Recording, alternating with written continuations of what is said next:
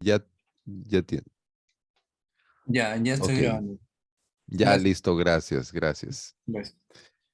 Entonces, repito, ¿no? El que enseñaba la doctrina era el catequista, el que aprendía era el catecúmeno y el documento o diríamos, el manual para enseñar se llamaba catequesis o catecismo, disculpen, ¿no? Y el catecismo normalmente agrupaba los temas de esa manera. Primero, Dios Padre, luego Dios Hijo y luego Dios Espíritu Santo. Y como dice al final del credo, creo en la Santa Iglesia, ¿no? Católica, dice ahí, ¿no? La Iglesia Católica, la comunión de los santos, el perdón de los pecados, la resurrección de la carne y la vida perdurable o la vida eterna. Entonces, normalmente los tratados de catecismo terminaban hablando sobre el reino futuro, la venida de Cristo al final, ¿no?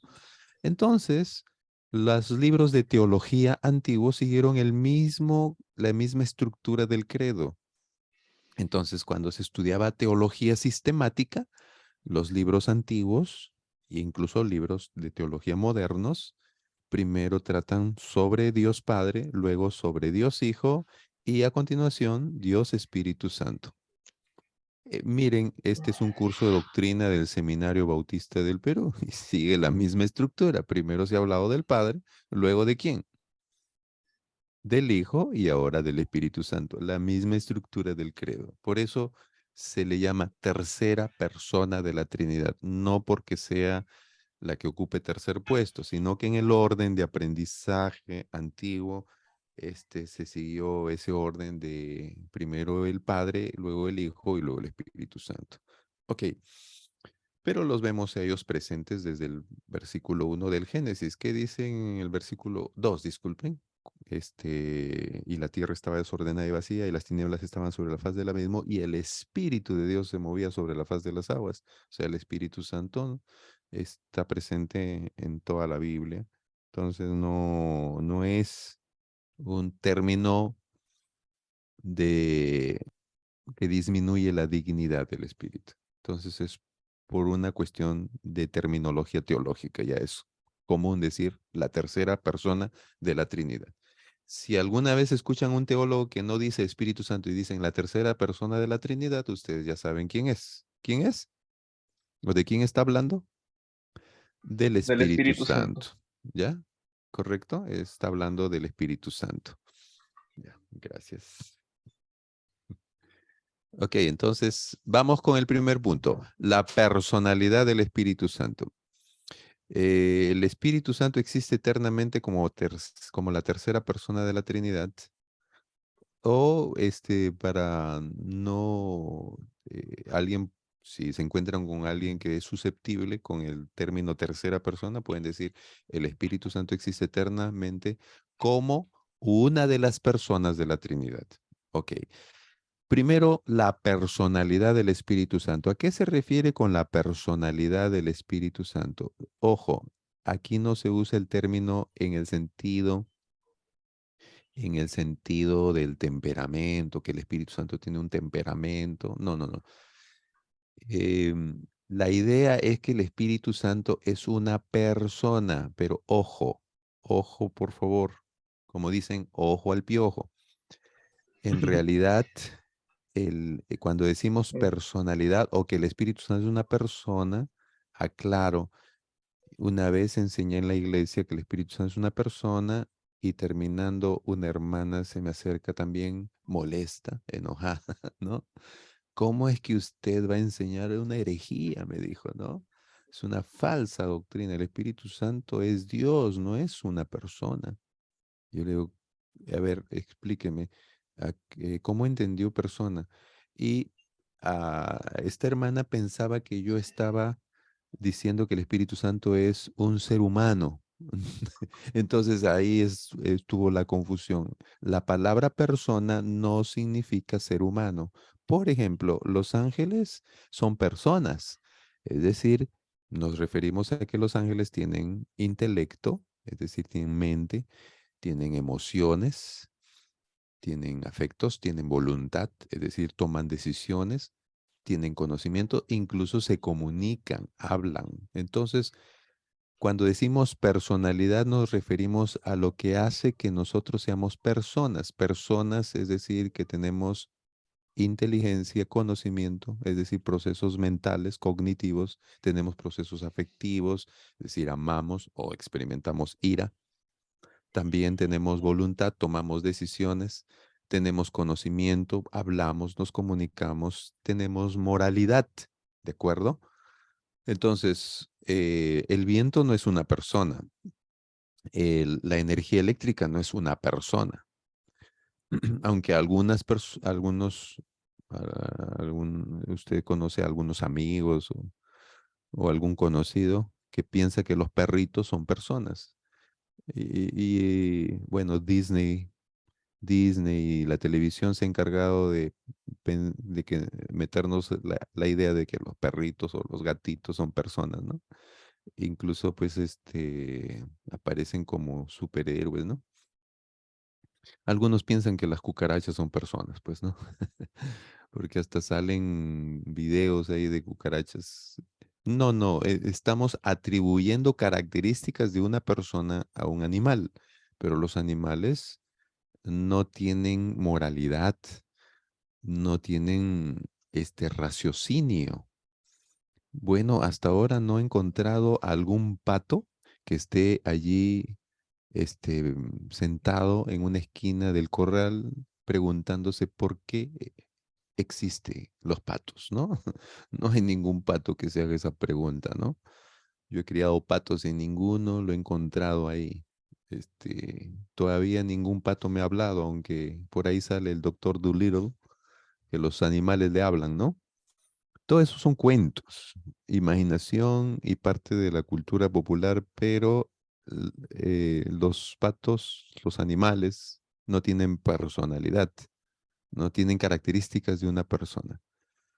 ¿Por qué comenzar con esto de la personalidad del Espíritu Santo? Porque los testigos de Jehová es una secta religiosa que niega que el Espíritu Santo tenga personalidad, es decir, las características de una persona, es decir, que tiene mente, tiene emociones, tiene voluntad. Entonces, por eso hay que recurrir a la Biblia. En primer lugar, la palabra griega para espíritu es neuma, ¿de acuerdo? Neuma. Y neuma se puede traducir como viento, aliento o espíritu, ¿ya? Ahora, la palabra en sí no nos aclara nada. ¿Por qué? Porque se puede traducir de estas maneras. Pero, de nuevo, miren, ustedes cuando respiran, ¿qué es lo que respiran? Respiran aire, ¿no? Y cuando inhalan, luego exhalan, también exhalan aire, ¿no? Claro, no me enfoco en los componentes químicos de lo que está ingresando, saliendo de nuestros pulmones, pero este, como sale aire y entra aire y sale aire, entonces em, espíritu vino a significar, vino a, a ser un signo de la vida. Los médicos, cuando evalúan si una persona tiene signos vitales, le toman el publican si la persona está respirando, ¿no? Si la persona no satura oxígeno, ahora ya se usa el, el medidor, el oxímetro, el medidor de saturación de oxígeno. Si la persona ya no satura oxígeno, no hay pulso cardíaco y comienza a enfriarse y no hay ningún signo vital, el corazón se ha paralizado, entonces ya no hay actividad cerebral. Por lo tanto, declaran a la persona clínicamente muerta, ¿no? Entonces, en la antigüedad, sin conocer todos estos detalles médicos, las personas podían saber si alguien estaba vivo porque decían espíritu, o sea, podía respirar, tenía aliento. Si no tenía aliento, entonces ya se había muerto, ¿no? Ese es en la antigüedad. Pero ese espíritu, ese aliento vino a significar la persona misma. Entonces, tenemos en el Nuevo Testamento,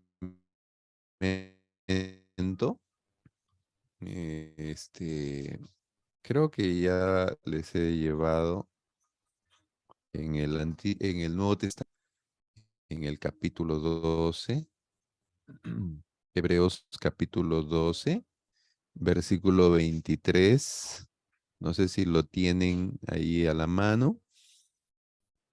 Y dice ahí la escritura eh, que nosotros los creyentes nos hemos acercado a la congregación de los primogénitos que están inscritos en los cielos, a Dios, el juez de todos, y noten ahí, los espíritus de los justos hechos perfectos.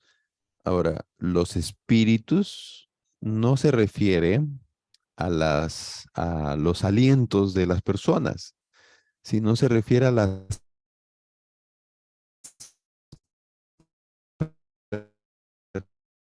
personas mismas, pero entonces espíritu vino a significar en el Antiguo Testamento como en el Nuevo Testamento la parte no visible, inmaterial.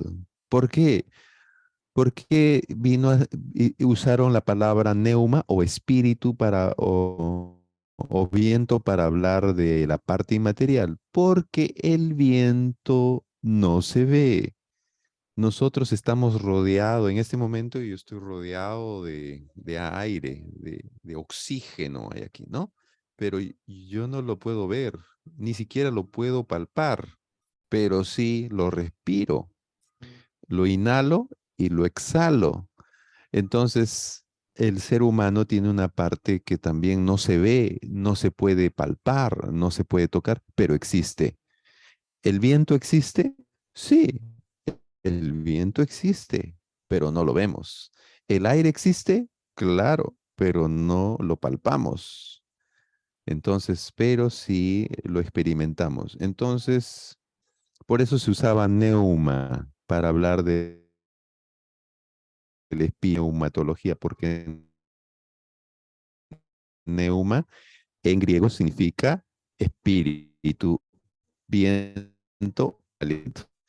Una influencia o una fuerza, esa es la idea de los testigos de Jehová. Ellos piensan que es una cosa, es un objeto, no es una persona. Ya, la letra B es lo que proponen mayormente los testigos de Jehová. Incluso ellos en sus atalayas lo ilustran como las ondas.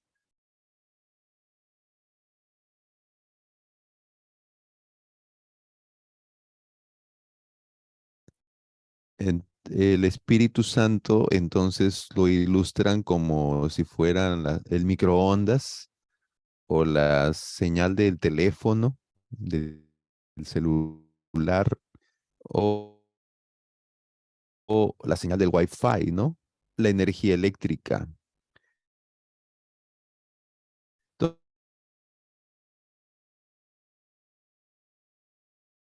Entonces, una de las cosas que emplean como argumento es que ellos dicen, es que la palabra neuma significa viento, es solamente un no pise. Vaya, y entonces, ¿por qué Hebreos habla de ya no les perfeccionados si son sus espíritus? Y sus espíritus no son cosas, no son objetos, son ellos mismos, solo que sin cuerpo. Entonces, eh, esta idea de que el espíritu es una influencia, una fuerza, una cosa, un objeto, es de los testigos de Jehová. ya en la época moderna. Esa es la opinión de ellos. Letra C, sin embargo, la Biblia enseña que el espíritu es una persona que tiene cuerpo físico. ¿Puede haber una persona sin cuerpo físico? Por supuesto, los ángeles no tienen cuerpo físico y son personas. Satanás es un ser espiritual, no tiene cuerpo, pero tiene las características de una persona.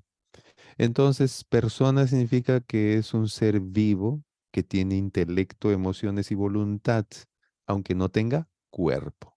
¿De acuerdo?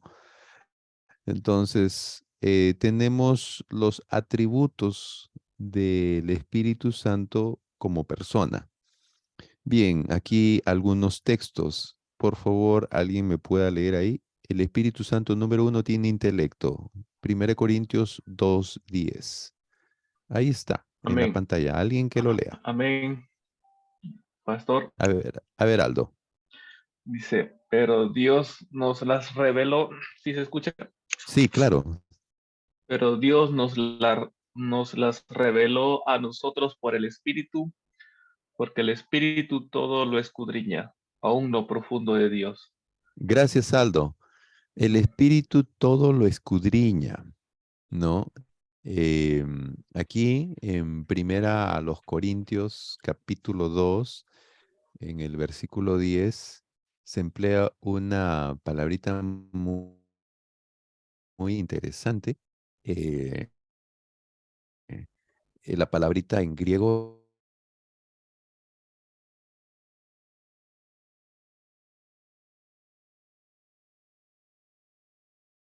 es todos los universitarios. En la universidad, los universitarios tienen un curso que se llama investigación científica o metodología de la investigación científica. No sé si todas las universidades lo tengan, pero creo que sí. Pues la palabra escudriñar que aparece allí es la palabra en griego para investigar. Ahora, dígame usted, ¿es una cosa investiga? ¿Un objeto investiga? ¿No? Las ondas del Wi-Fi investigan. No. Quienes investigan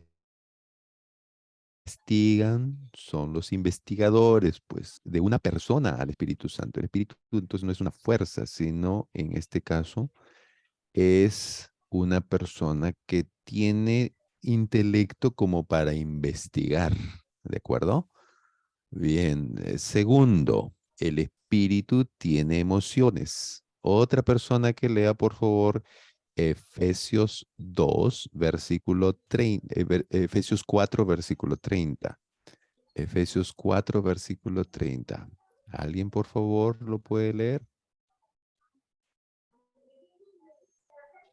A ver, yo, pastor.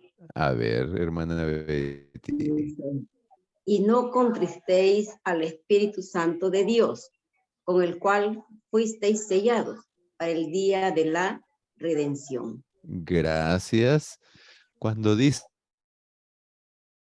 y no contristéis al Espíritu Santo de Dios, ahí, miren, se dice que el Espíritu Santo eh, se entristece.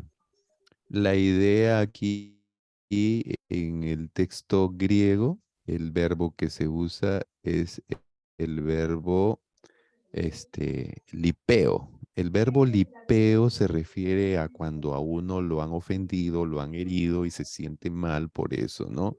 Em, Le han insultado. Esa es la idea, ¿no? Entonces el Espíritu Santo es afectado. A ver, imagínese usted, de pronto, o de pronto no hay wifi en su casa porque el router está ofendido porque lo ha insultado, ¿no? No hace eso el router, ¿no? Entonces, a lo mejor no hay buena señal de internet, pero no por eso el router se va a apagar porque dice, me insultaste y me ofendí. No, solo se ofenden las personas, solo se contristan las personas. Entonces tiene emociones el Espíritu Santo. ¿De acuerdo? El espíritu tiene voluntad. Otra persona que me ayude, Hechos 16:6. El Espíritu Santo tiene voluntad.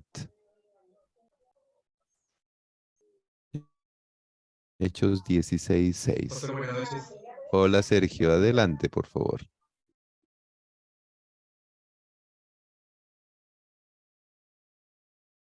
Y la provincia de Galacia, palabra en Asia.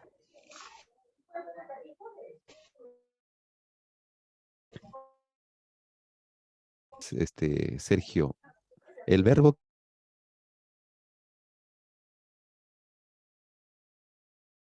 que aparece aquí es justamente prohibir o en este caso impedir, ¿no? Ahora noten esto. Bueno, hay otras preguntas que se les puede pasar por la mente seguro, no es, pero no se supone que el Espíritu Santo, él sí quiere que hablemos del Evangelio. Y la respuesta es que es cierto, el Espíritu Santo, Él quiere que hablemos del Evangelio, pero aquí no es que Él les está prohibiendo hablar de la palabra de Dios en el sentido absoluto. Lo que pasa es que el Espíritu Santo quería que ya dejen, en otras palabras, el Espíritu Santo y ya vio que el apóstol eso irnos a otro continente.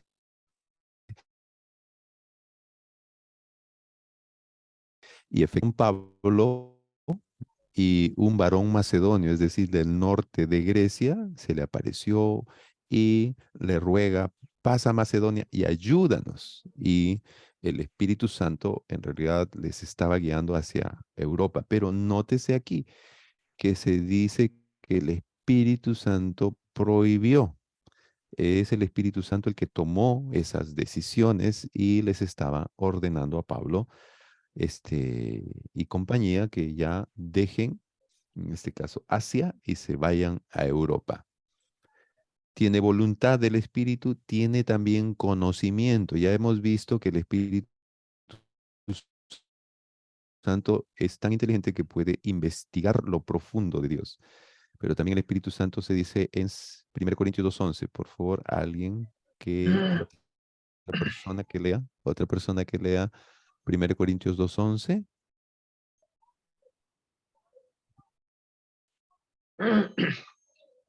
Yo, pastor, A ver, es que está en la pantalla, díselo. 11, sí, 2:11.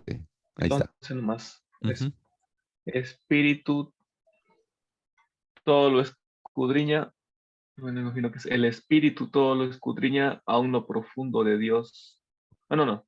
El Estoy 11. salteando. ¿Por qué? Porque ¿quién? Porque ¿quién de los hombres sabe las cosas del hombre, sino el espíritu del hombre que está en él? Así tampoco nadie conoció las cosas de Dios, sino el espíritu de Dios. Gracias, Aldo. Bueno, nuevamente aquí se nos habla que el Espíritu Santo ya no solo investiga, sino se habla que el Espíritu Santo conoce. Entonces, el verbo que se usa es el verbo del cual proviene nuestra palabra conocer precisamente, que es el verbo ginosco. Ginosco, de ahí viene conozco, ¿no? La palabra este, eh, ginosco se aplica en este caso, al Espíritu Santo. El Espíritu Santo tiene capacidad intelectual para conocer. Sí, Daniel, veo una mano Sí, levantada aquí. sí, pastor, ahí en esa comparación que hace, dice el espíritu del hombre, pero se refiere a nosotros mismos, ¿no? En cambio, Correcto. es una persona, pero cuando dice el espíritu de Dios conoce a Dios, ahí serían dos personas, o sea, el Espíritu Santo y Dios el Padre y conoce a Dios el Padre, o también se refiere al mismo. Oh, ya, gracias. Eh, obviamente, la diferencia entre el espíritu del hombre que está en él, a diferencia del espíritu de Dios, como tú bien lo has dicho, en el caso de Pablo no está diciendo que el Espíritu de Dios este, solamente es uno solo o como que tuviera un aliento interno, Dios, ¿no? Entonces, pero también es muy interesante porque se supone que el hombre y el espíritu que está en él prácticamente vienen a ser el hombre mismo. Este pasaje también es considerado por los que estudian la doctrina del Espíritu Santo para defender que en sí el Espíritu Santo, el Espíritu de Dios, es Dios mismo, es decir, que es divino, es decir, que tiene los atributos divinos. Pero para no adelantarnos a ello, efectivamente, aquí se nos habla que el Espíritu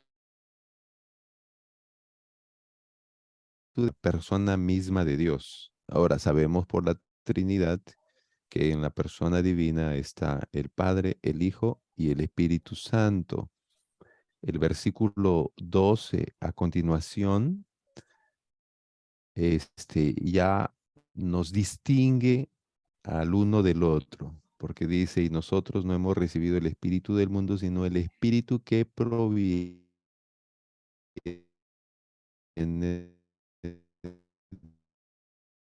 de Dios. Entonces, el espíritu proviene de Dios, quiere decir que se distingue de Dios. Entonces son lo que ya en realidad solo hay un solo Dios.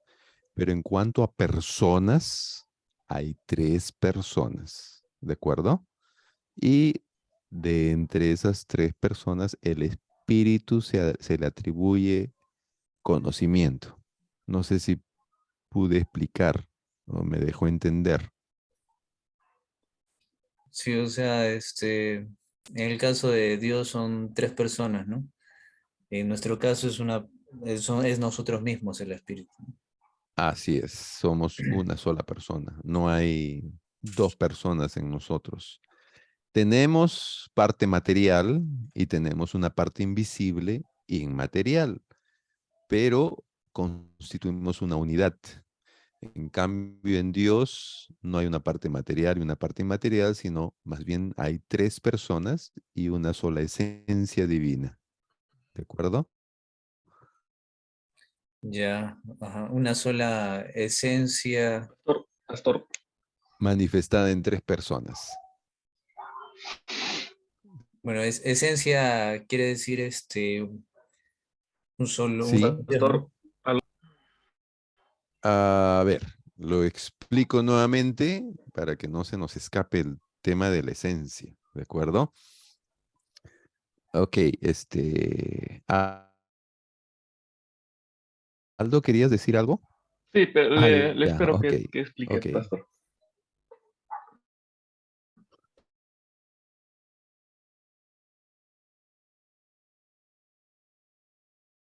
Bien, la esencia viene a ser, ejemplo, ¿qué es lo que hace que seamos seres humanos y no seamos monos, perros, gatos? No se preocupe, no necesito que me den una definición de ser humano, pero obviamente y en su mente ocurre algo. ¿Qué ocurre? Ustedes comienzan a diferenciar lo que nos separa y nos distingue de otros seres, ¿no es cierto? Eso es en lógica se le llama a esta operación definición, ¿no? Definición de términos. Ocurre en nuestra mente. Entonces, esa definición lo que hace es coger la esencia de algo. Entonces, la esencia viene a ser lo que nos define como somos. Por ejemplo, alguien dirá, bueno, un ser humano tiene estas características, se define así. Yo les vuelvo a preguntar, ¿una mujer es un ser humano o solo los varones son seres humanos? No, el ser humano se compone de sexo masculino, sexo femenino. ¿Y los niños también son humanos o no? ¿Y los viejitos son seres humanos? Ah, ok. Todos compartimos la misma definición, ¿de acuerdo? Eso se llama definición esencia. Ok. Sin embargo, compartimos la misma esencia, la misma definición, pero los seres humanos estamos separados y hay múltiples seres humanos. Me dijeron que ya hemos llegado a los 8.000 millones de habitantes en este planeta, de seres humanos, 8.000 millones de seres humanos pisando este planeta. Entonces, en cambio, Dios, no hay tres dioses, no hay varios dioses. En esencia hay un solo Dios. ¿Cuántas esencias humanas hay? Solo hay una esencia humana también. Pero a diferencia de Dios, cada ser humano particular está separado del otro. Estamos divididos. Cada uno constituye una unidad separada. Por ejemplo, aunque yo soy ser humano y tú eres un ser humano y los que estamos aquí somos seres humanos, estamos separados el uno del otro. No compartimos el mismo ser, la misma esencia, no estamos ligados, no estamos conectados en esa esencia. En cambio, en Dios hay una sola esencia, pero no hay tres dioses. Dios se manifiesta en tres personas. La Biblia nos muestra a Cristo como Dios, al Espíritu Santo como Dios, y también se nos muestra al Padre como Dios. Sin embargo, no tenemos tres dioses. Hay una sola esencia divina, sigue siendo uno, que es Dios Todopoderoso. ¿De acuerdo? Uno solo. Ahora, cuando vemos a Cristo, lo que estamos viendo es a una de las personas de la Trinidad, que como comparte la misma esencia de Dios, va a tener todos los atributos de Dios. Por eso Cristo es todopoderoso, es omnisciente, omnipresente, porque tiene la misma esencia divina, pero no es otro Dios, sino es el mismo Dios. Sin embargo, es una persona diferente del Padre. Y el Padre no es el Hijo ni el Espíritu Santo. Ni el Espíritu Santo no es idéntico al Hijo, ni es el mismo que el Padre. Son tres diferentes, pero comparten la misma esencia. No sé, para volver a explicar esto. ¿Por qué? Porque la Biblia sí nos muestra a Cristo como Dios. Ya lo hemos visto. Y aquí vamos a ver que el Espíritu Santo se nos muestra como Dios también. Pero la Biblia siempre va a hablar de ¿cuántos dioses? Uno solo. Entonces, si la Biblia está presentando al Espíritu como Dios, al Hijo como Dios, al Padre como Dios, ya les he explicado antes, no es correcto decir, usando esta ilustración, como yo.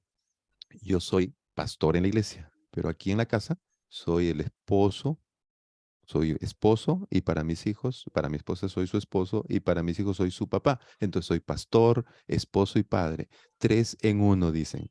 No, eso no es correcto. ¿Por qué? Porque esa explicación no puede ser posible. ¿Por qué no puede ser posible? Basta con ver el bautismo de Cristo. En el bautismo de Cristo, de pronto Cristo estaba siendo bautizado y un ratito se subió al cielo y desde ahí dijo, este es mi hijo amado en quien tengo complacencia. Luego bajó de nuevo y tomó la forma de Cristo y aquí estaba Cristo y de pronto se subió de nuevo al cielo y bajó como palomita y entonces se transformó en Cristo. No, vemos que simultáneamente en el bautismo aparece el Padre, el Hijo y el Espíritu Santo como tres diferentes. Entonces, la explicación que les di de que yo como pastor, como padre o como esposo, eso es una herejía muy antigua que se llama modalismo, fue rechazada por la iglesia cristiana, porque obviamente no son iguales. No es que el padre luego cumple la función de hijo y luego el hijo se transforma en el espíritu. No, no es así. ¿Por qué? Porque eso negaría lo que explícitamente vemos no solo en el bautismo de Jesús, también lo vemos, por ejemplo, en la fórmula bautismal. Jesucristo no dijo bauticen a las personas en el nombre del Padre, sino en el Padre, el Hijo y del Espíritu Santo, como si fuera tres diferentes, pero curioso, no dice en los nombres de, sino en el nombre como uno. Bueno, esto para recalcar, por favor, tengan siempre presente una sola esencia, pero tres personas, ¿ya? Tres personas. Aldo.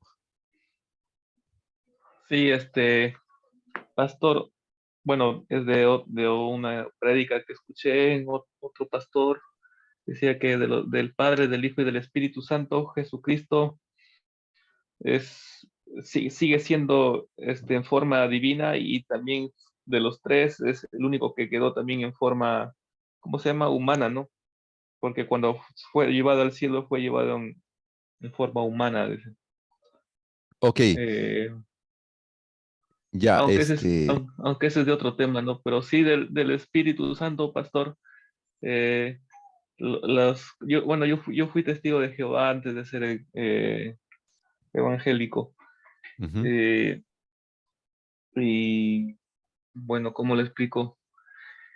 El Espíritu Santo, yo leí en un comentario de John MacArthur en la Biblia. John MacArthur dice que cuando Jesús subió al cielo, bajó el Espíritu Santo, y cuando dice la expresión otro, o el otro, creo, dice consolador, hace la expresión que refiere que es de las mismas, del mismo tipo que Jesús, pero se refiere al sentido espiritual.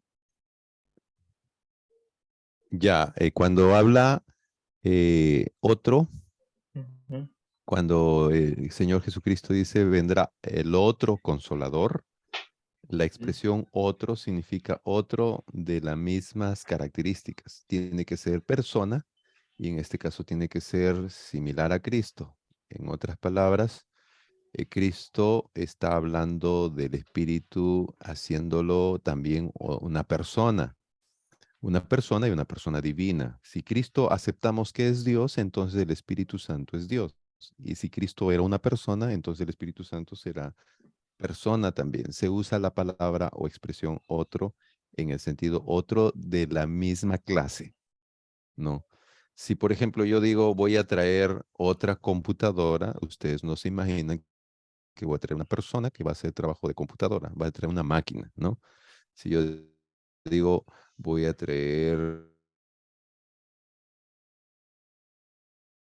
no sé, otro libro, uno no piensa en, y yo digo voy a traer otro consolador o enviaré otro consolador, uno piensa en alguien como Jesús,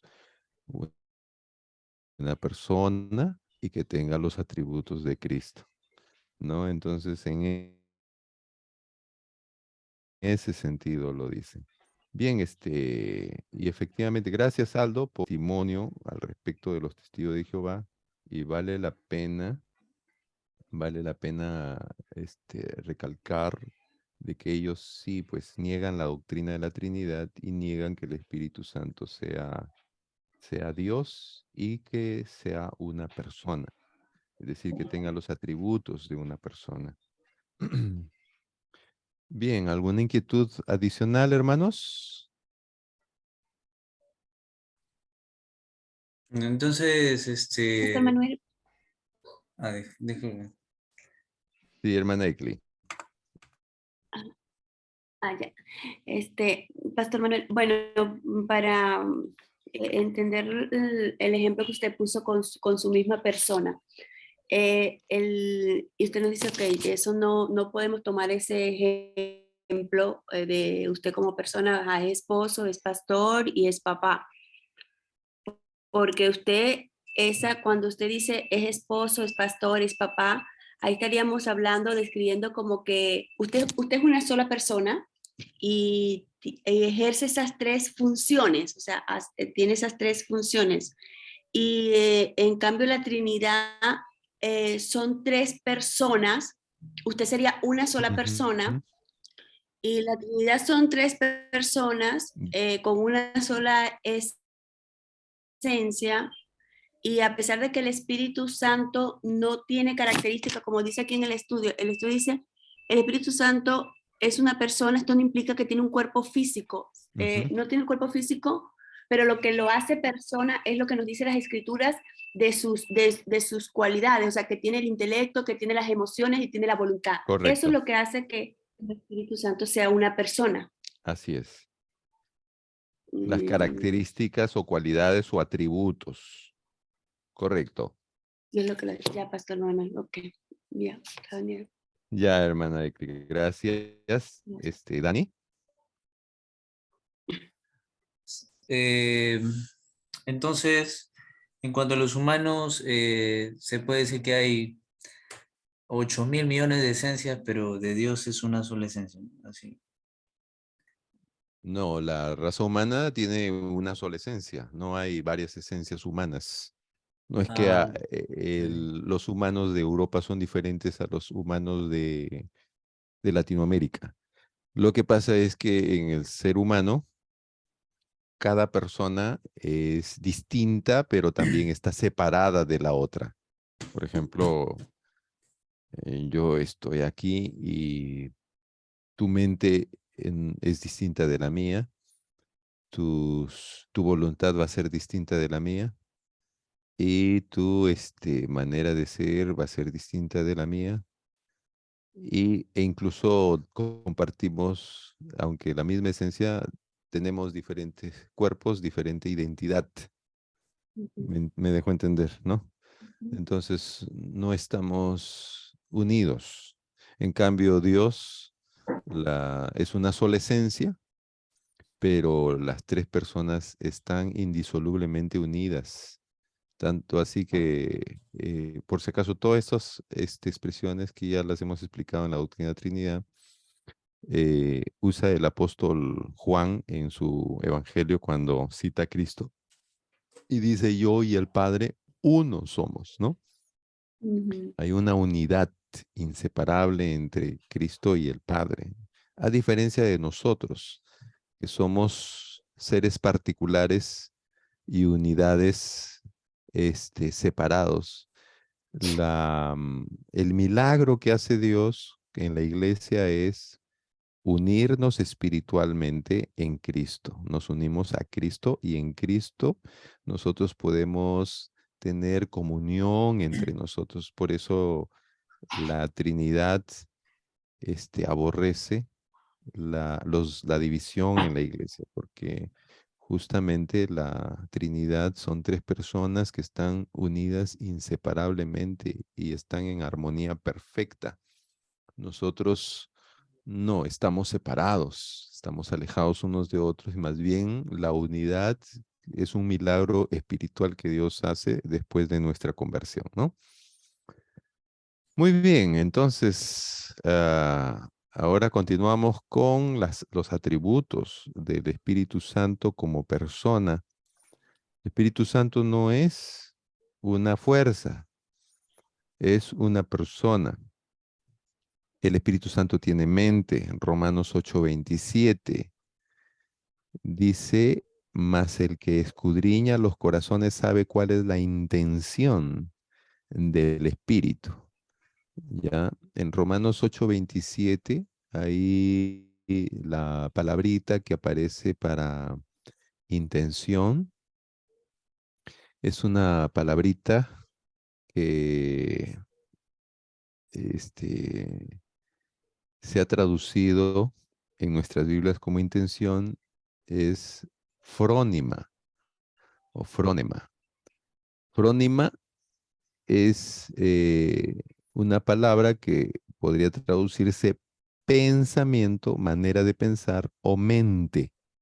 Entonces, si lo traducimos con la palabra pensamiento o mentalidad. Dice, mas el que escudriña los corazones sabe cuál es el pensamiento, cuál es la mentalidad del Espíritu. O sea, el Espíritu Santo tiene mente, ¿de acuerdo?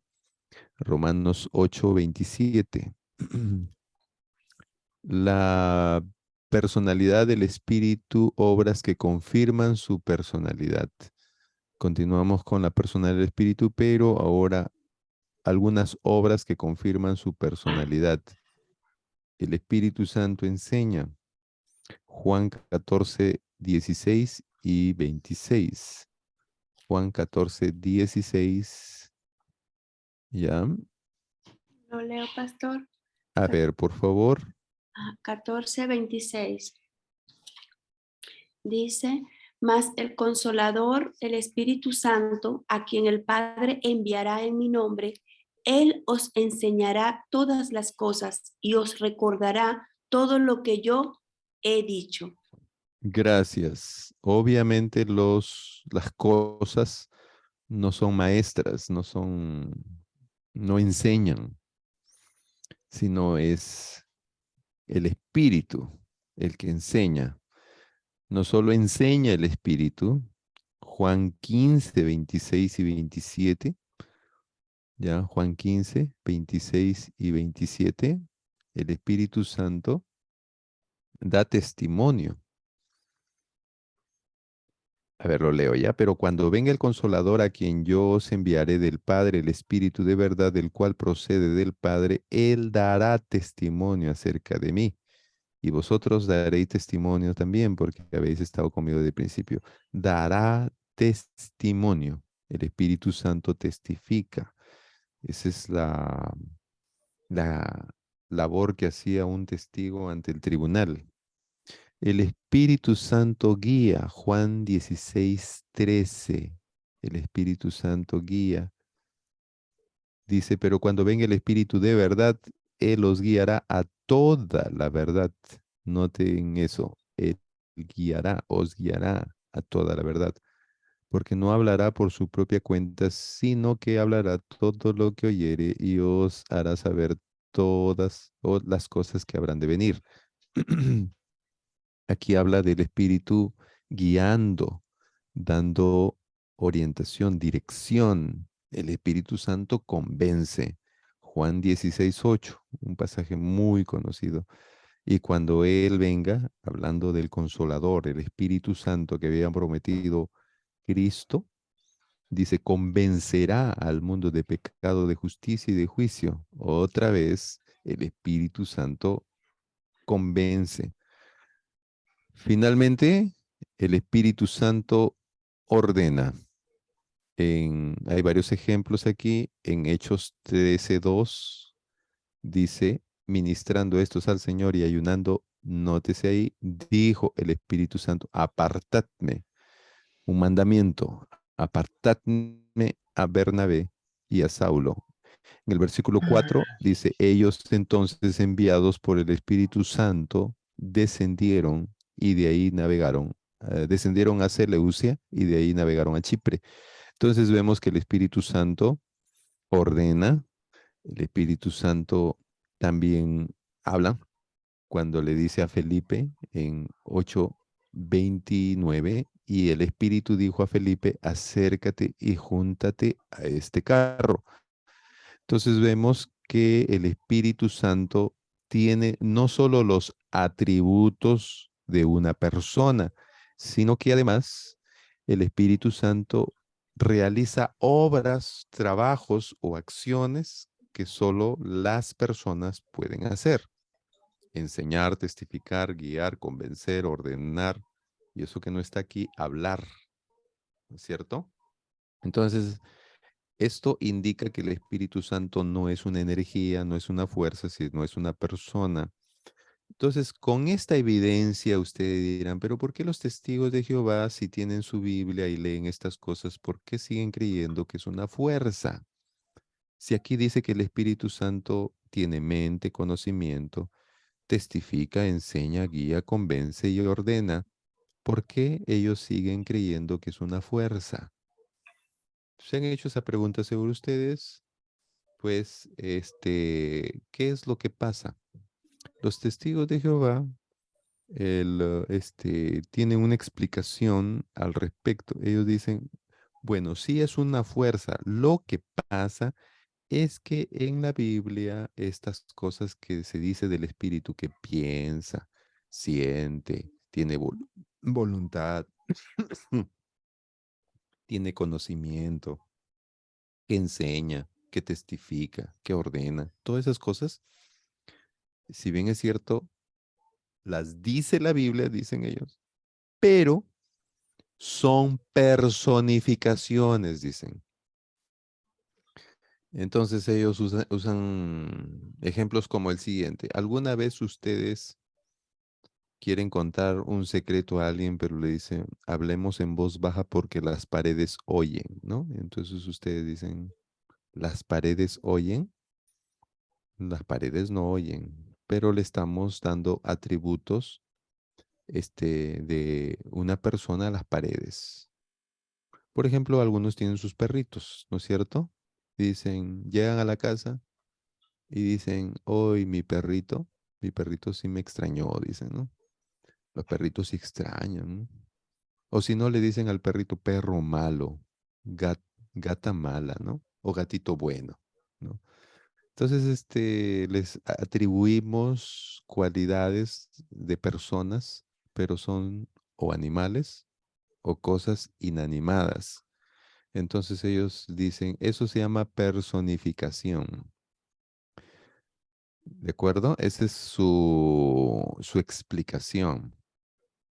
Ahora, eso podría ser válido siempre y cuando, ojo, siempre y cuando en el contexto, ya les he dicho, todo texto se tiene que entender en su contexto. Eso sería válido si y solo si, para emplear una expresión lógica, esa sería una explicación válida si y solo si el autor quiere comunicar efectivamente un lenguaje figurado. Nadie aquí piensa que las paredes en realidad oyen, ¿no? Cuando decimos que las paredes oyen, nos referimos a que puede haber alguna persona chismosa cerca que le gusta escuchar incluso a través de las paredes, ¿no? Pues no es que las paredes oyen. Entonces usamos esa frase y esa es una metáfora que todo el mundo le entiende. No, por ejemplo, uno se va a la playa y aunque ustedes dicen el mar está bravo, ¿no? Nadie piensa que está enojado el mar. Nadie ha visto el ceño fruncido del mar. Es una expresión metafórica, ¿de acuerdo?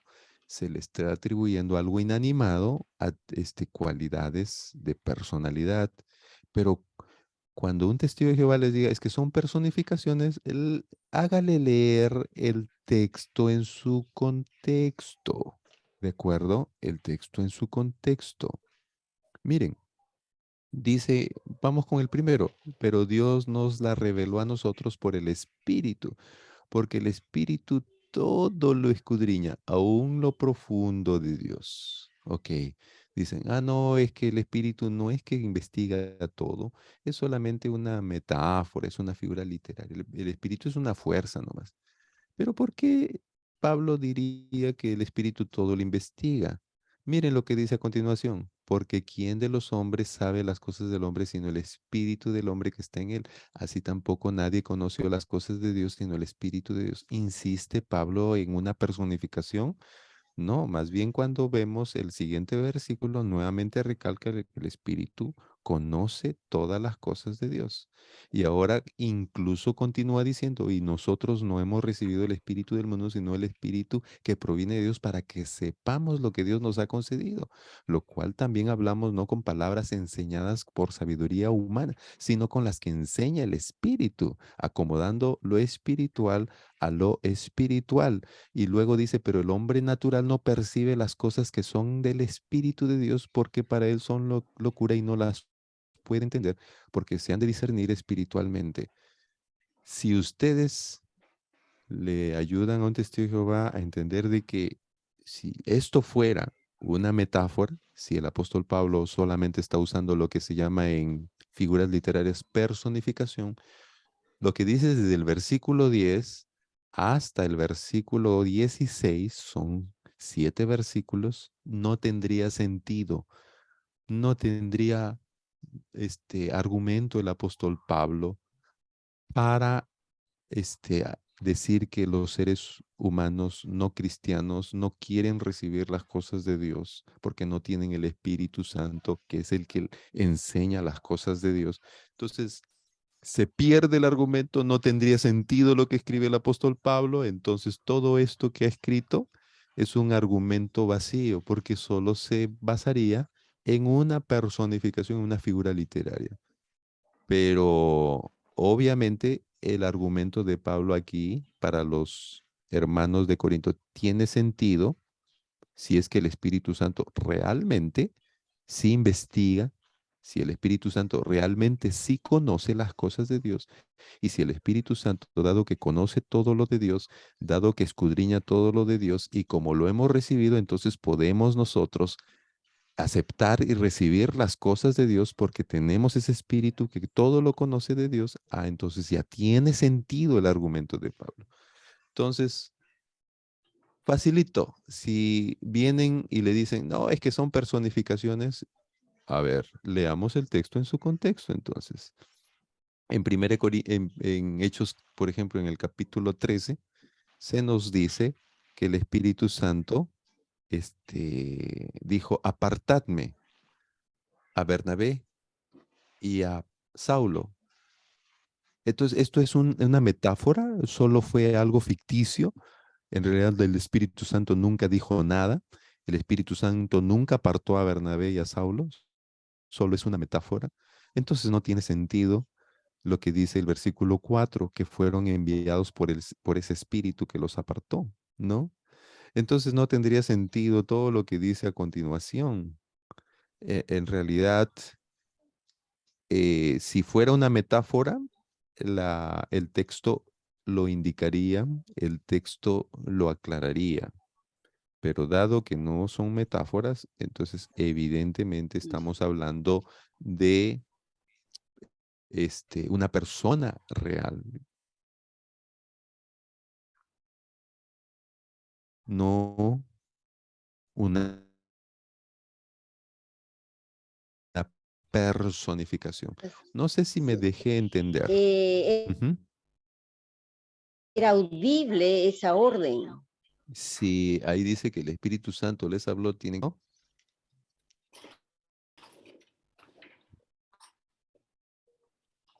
Bien, gracias.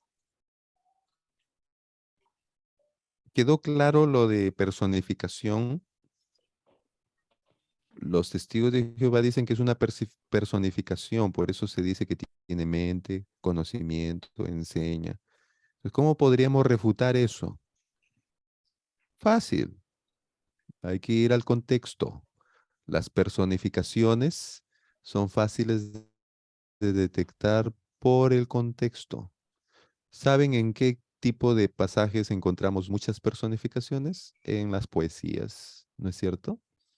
Entonces uno dice o puede decir, oye, mira, el día está triste. ¿Han escuchado esa frase?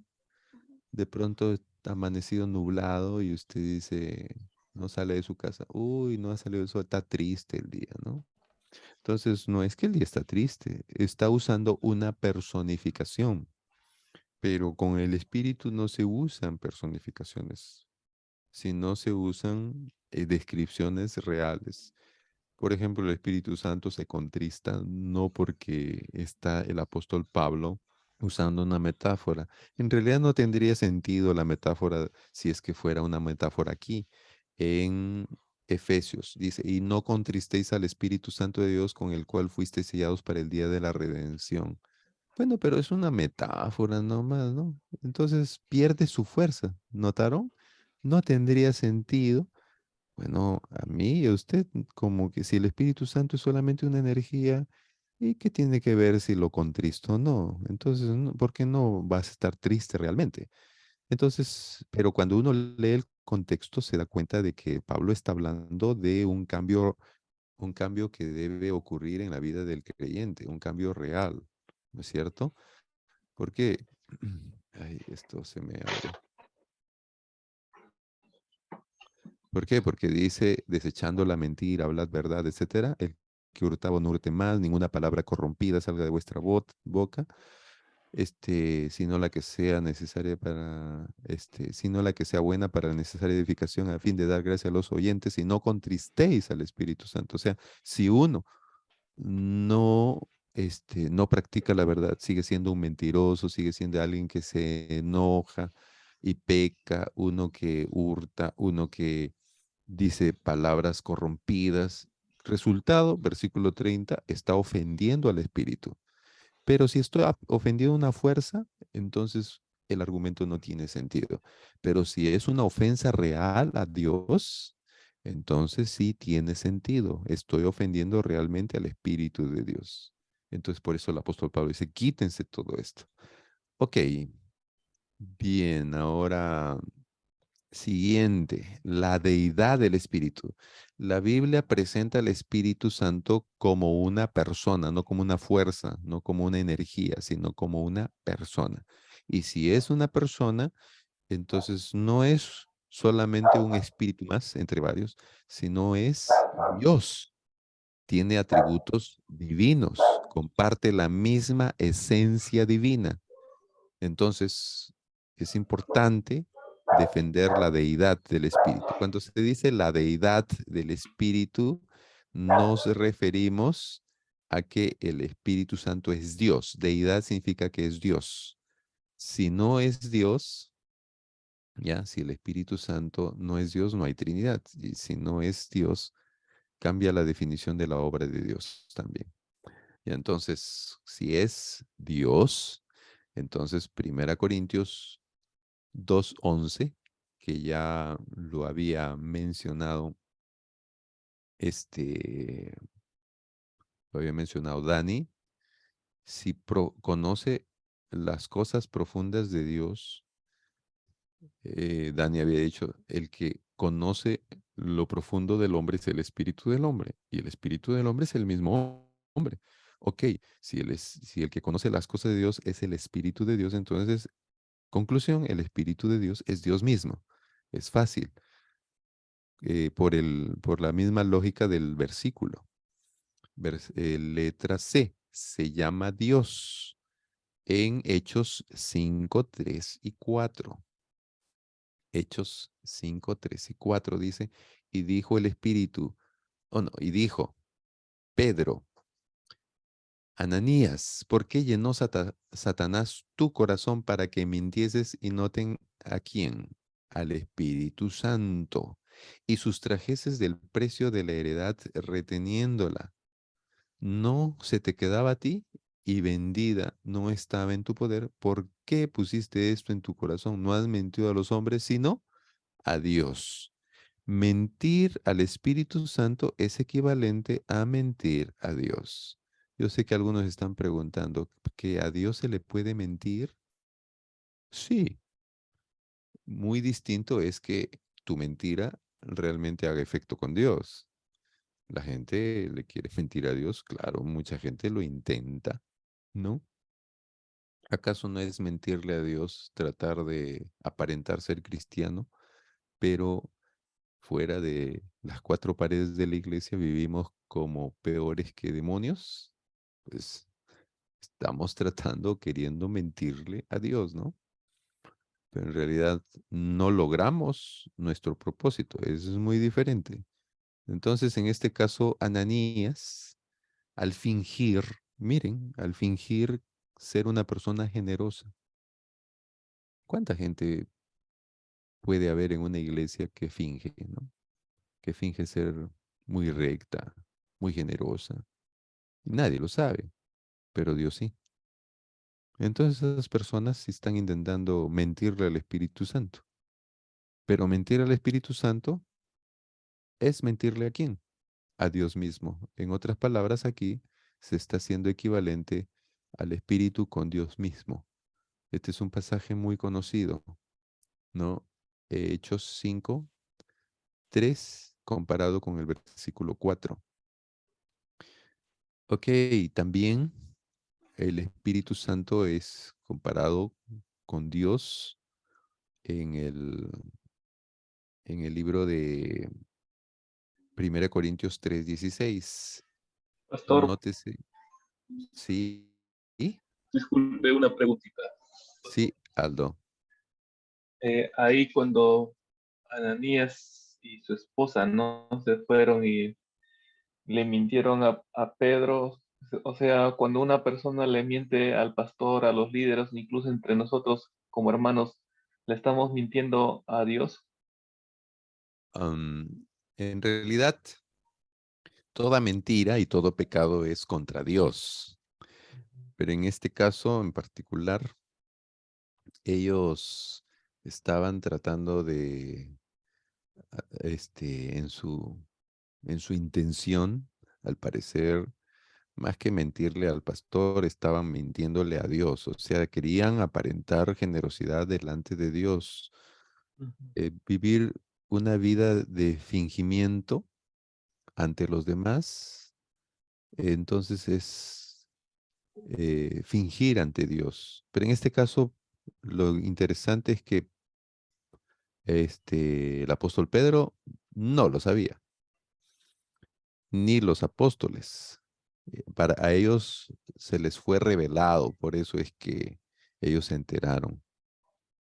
Entonces, ahora no se preocupen en cuanto a solo mentir a un pastor, ¿no? No, no se trata aquí de que a ellos les pasó porque fingieron ante los apóstoles. Si hubieran fingido ante los diáconos, no hubiera sido tan grave, ¿no? Entonces, porque fueron los apóstoles, sí. ¿Por qué? Porque sí hay algunos pastores que han cogido pasajes como esto para decir, ya ve, por eso no le mientas al pastor. Puedes mentirle a cualquier otra persona, pero al pastor no, porque ahí sí, hasta te puede morir, ¿no? Entonces, no, no es así. Ya, entonces, pero vivir una vida de fingimiento es tratar de mentirle a Dios, ¿no? Bien, Aldo, gracias por tu pregunta. Gracias, pastor. Ujú. Ok, entonces, en 1 Corintios 3:16 dice, ¿no sabéis que sois templo de Dios? Noten ahí, ¿templo de quién? De Dios. Nosotros somos templo de Dios. ¿Por qué somos templo de Dios? Y a continuación Dios porque el templo era la casa donde habitaba Dios. Y aquí explica, y que el Espíritu de Dios mora en vosotros. Un momento, eh, ¿templo de qué somos? ¿Del Espíritu de Dios o de Dios? Bueno, Pablo dice, somos templo de Dios, que es equivalente a decir que el Espíritu está en nosotros. En otras palabras, Dios y el Espíritu vienen a ser lo mismo, ¿de acuerdo? Lo mismo. Entonces, ya con la explicación que ya les he dado antes, ahora entendemos, es la misma esencia divina, aunque es una persona diferente, pero es la misma esencia, por eso Pablo puede decir, si tú eres templo del Espíritu Santo, o si el Espíritu Santo mora en ti, entonces tu vida, tu cuerpo se convierte en templo de Dios. Bien, ese pasaje es muy desafiante, ¿no? Em, Una reflexión así rapidito nomás, y antes de terminar, porque ya estamos sobre la hora. Este, ¿Qué pasaría si ustedes se enteran que el pastor Manuel en la iglesia ha dado permiso para que hagan, como estamos bajos de economía en la iglesia, entre semana el pastor Manuel ha alquilado el local de la iglesia para que hagan ahí una discoteca, ¿no? Y fumen, bailen, tomen drogas, etcétera. Y ya el fin de semana, el domingo, vamos a tener nuestro culto, pero entre semana lo hemos usado para tantas cosas. Pero la buena noticia es que hemos tenido buenos ingresos porque hemos recibido del alquiler. ¿Estarían de acuerdo los miembros que si en la asamblea les informo que he hecho algo así? Yo creo que al toque me despiden, ¿no es cierto? Sí. Aldo, yo pensé que eras mi amigo. Sí, dice Aldo. No está bien. Ahora, ¿por qué? Porque decimos, este es un lugar sagrado. Yo recuerdo en una oportunidad un hermano decía, a mí me decía en una iglesia, que ellos consideran tan sagrado el local que no se debería, pues, en los aniversarios ni siquiera ir con el plato de comida y comer ahí en el templo, ¿no? Tenía muchos escrúpulos. Yo digo, wow, qué bueno que uno tenga tanto cuidado por el local. Pero la pregunta es, ¿tenemos ese mismo cuidado con nuestro cuerpo si somos templo del Espíritu? ¿No? Si nuestro cuerpo es templo del Espíritu, eh, tenemos el mismo escrúpulo de cuidar nuestros labios, que son tan santos y sagrados. Tenemos el mismo cuidado de nuestras manos, nuestros ojos, nuestros oídos, no prestarlos al chisme y a la murmuración. Entonces, si con el templo no haríamos y no permitiríamos que se use de una manera pagana el local de la iglesia, tampoco debemos permitir que nuestros cuerpos sean usados para el paganismo, ¿no? Porque nuestro cuerpo es incluso más sagrado que el local que llamamos templo ahí, eh, para nosotros la iglesia de fe, ubicado en calle Los Algarrobos, ¿no? Linda, Sí, buenas noches, pastor, hermanos. buenas Justamente, noches. buenas noches. Lo que acaba de mencionar, justamente quería consultar hace algún tiempito, solo que se me iba, sobre, bueno, una amiguita me dijo de que le parecía extraño que nosotros comiéramos dentro del templo, Ujú, porque en su iglesia no podían comer, salían afuera, al patio, pero afuera, cuando tenían así que hacer comida o comunión. Entonces, cuando visitaban nuestra iglesia, pues nosotros ahí adentro, es más en la radio Maratón, ujú, nuestras comuniones, almuerzo unido, todo eso, ¿no? Entonces, yo no supe qué decirle porque sinceramente yo no me había dado cuenta de esa diferencia, porque sí había visitado su iglesia, es bautista, ujú. pero no le había tomado importancia. Y cuando me dijo, me quedé pensando y no supe qué decirle, Ya, pero ella me dijo, le dije, dime un versículo. Dame una palabra para poder entender, porque seguramente ambos lo hacemos con una motivación, ¿no? ujú, Entonces ella me dijo, mi casa será llamada casa de oración. ujú. Y ya, entonces yo le dije, voy a consultar, porque la verdad no sé qué. Bien, Gracias. gracias, Linda. En realidad es muy sencillo. ¿Cuál es una de las ordenanzas más sagradas que existe? Bueno, son dos ordenanzas, ¿no? Pero una es el bautismo y el otro es, La ¿cuál es Santa la? Cena, Correcto. ¿Y qué hacemos en la cena? Comemos y compartimos el bebemos. pan. Mm. Comemos y bebemos. O sea que tendríamos que salir del templo porque estamos comiendo y estamos bebiendo. Alguien dirá, no, es que está consagrado. Estamos como los católicos, ¿no? Que en realidad, incluso, y a veces más es por desconocimiento de la historia cristiana. La descripción de los cristianos en el libro de Hechos, interesante, en el libro de los Hechos. Por eso les digo, ¿no? A veces no nos damos cuenta de lo que es tan evidente en la Biblia y uno de ellos es la cena del Señor, que se supone que es tan sagrada. ¿En qué consiste? En comer y lo hacemos y debemos hacerlo y no hay ningún problema de hacerlo en el templo, ¿no es cierto?